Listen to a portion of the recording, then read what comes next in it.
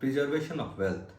It has been one of the most important aspects of almost all individuals throughout generations. This has been woven into our DNA by the thought process from one generation to another. Earlier, the wealth corresponded to the area under control of an individual or a group which had the maximum food and water resources.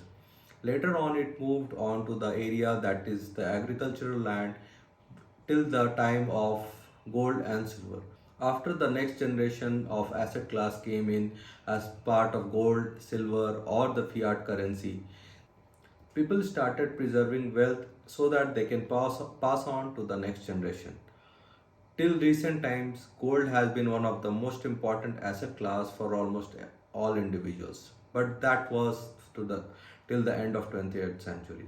Now the focus has shifted towards the technology based asset class as new things keep on coming up. Gold and silver has never been areas of interest for next generation millennials and the Gen Z categories. For them, anything which can be stored in our phone, iPad, or a computer is the thing which they want to keep, not something bulky like gold. To address the issue, I have come up with a video on Bitcoin, how it can replace gold as an asset class which will be attractive to the next generation millennials and Gen Z, and in some areas how it even beats gold in its own game. So let's get started with today's video. The point number one is both gold and Bitcoin is inflationary proof. How?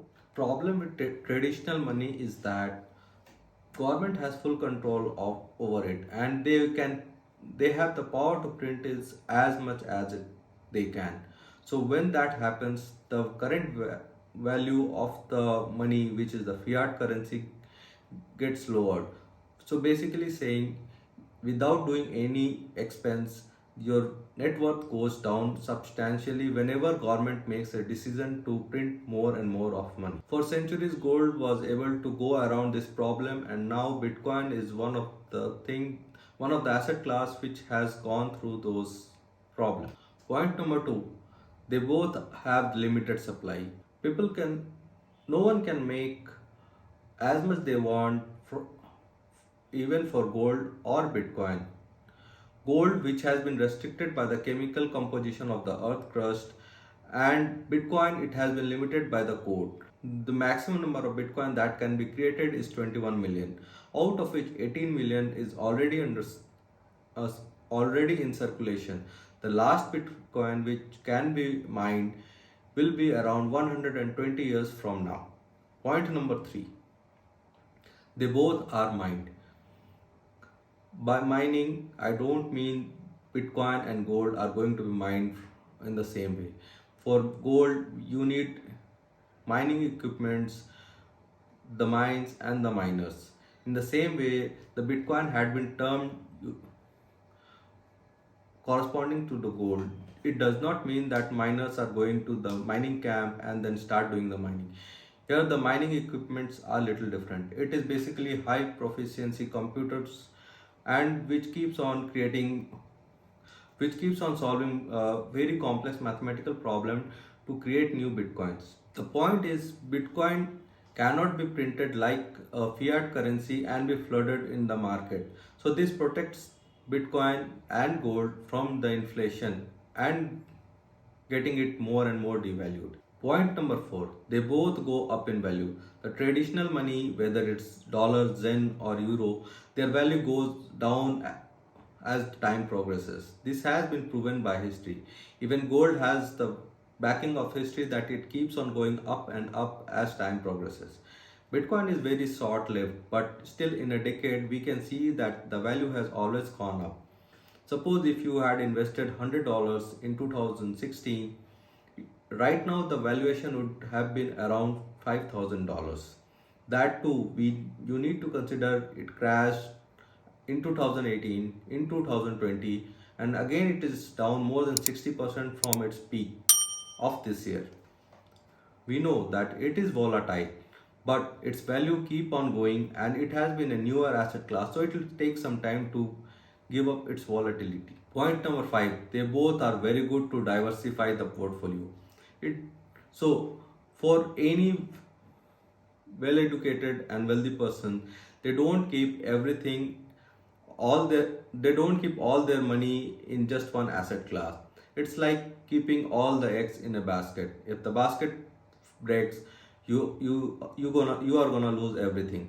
So it's better to diversify your asset class. You should buy stocks, index fund, gold, silver, and real estate. Apart from that, in the new generation and the most time accurate asset class is going to be cryptocurrency, and bitcoin is the king of all those. So you should have something. It's not saying that you keep all of your money in bitcoin or you don't buy it at all. You should have everything of you should have something of almost everything. Earlier, people do not have much of the option to diversify the portfolio apart from gold, which was a store of value. Right now, Bitcoin is substituting gold as a store of value. So you should always prefer to have some of Bitcoin and gold in your portfolio. Point number 6. Both gold and Bitcoin are safe havens in time of volatility. Bitcoin, like gold, has become safe havens for the investor in volatile time. When the government goes crazy and start printing money like they did in 2020, most of the stable company go down. It is in such time the value of the safe and inflationary proof asset class goes up, like gold and like Bitcoin. And in 2020, the same thing happened. So you should always hold gold and Bitcoin so that not only they maintain their holding power, their purchasing power, but their purchasing power goes up in time. Point number 7, Bitcoin is more verifiable than gold. What do I mean by that? So everyone knows that no one can create gold out of a thin air, but people can mix up with low value metals and decrease its value. But in case of Bitcoin, no one has the power to create as much Bitcoin as they want because it has been restricted by the technology of blockchain. All the transactions that happen in Bitcoin network is being recorded in an open ledger. Anyone can verify it. Apart from that, all these the open ledger is stored in computers of tens of thousands of users, which they have voluntarily provided for the verification part. It is really impossible to alter all of these transactions in one go. Point number 8, Bitcoin is more portable than gold. So before we go to Bitcoin, in the ancient times when the transaction of or the trade started happening, it was mainly with gold and silver coins. Then came the money. Money became so popular because of its portability part. You can carry it along as a cash, keep it in bank, and get it withdrawn wherever you want around the world. Apart from that, you have cards which you can use for any kind of transactions. Bitcoin gets best of both gold and the fiat money. It is totally digital. All you need is an internet connection and an email or a device to carry it on. Point number 9, it is divisible. So if you want to buy an asset class like a share, you need to pay money from ranging from few dollars to couple of thousands of dollars, and you need to have that much amount of money to purchase those things. Same thing goes for gold. You cannot buy 0.1 gram or 0.01 gram of gold, but the Bitcoin solves these problems. Any Bitcoin can be divisible into hundreds millionth of its part, which is called a Satoshi. One Satoshi is equal to 50th of a cent. So it's basically very easy to divide it and make any transaction. Bitcoin beats gold as part of a transactional asset. What do I mean by that? So Bitcoin is both portable and divisible. You can transact using Bitcoin from multi-million dollar deal to shopping for your groceries. But you cannot do that with gold. You cannot pay a fixed amount of gold to any small but to make any small purchase, because there are a lot of things involved. The person who is getting gold as payment cannot verify whether it is valid or invalid, the weight and the money part. Same that problem was solved by fiat currencies, but the value of fiat currencies goes down very frequently. Point number 11. It has got the best security out there. We know no one is there to look over the shoulders of Bitcoin. It is completely decentralized, but it has been made in such a way that forging a Bitcoin is almost impossible. And forget about stealing those things.